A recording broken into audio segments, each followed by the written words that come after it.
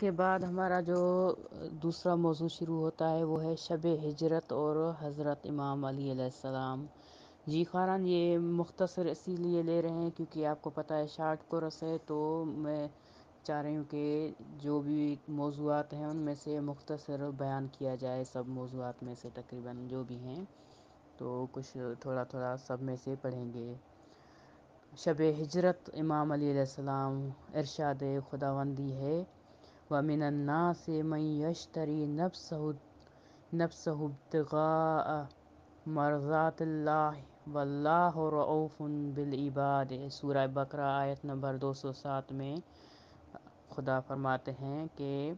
انسانوں میں سے وہ بھی ہے جو اپنی جان کو خدا کی رضا کی جو تلاش میں فروخت کر دیتا ہے، اور اللہ بندوں پر بڑا مہربان ہے۔ تو یہ کب کے لیے یعنی آیت نازل ہوئی کہ جب رسول اللہ صلی اللہ علیہ وآلہ وسلم نے ایک شب جو ہے وہ امام علی علیہ السلام کو اپنے بستر پر سلایا، اور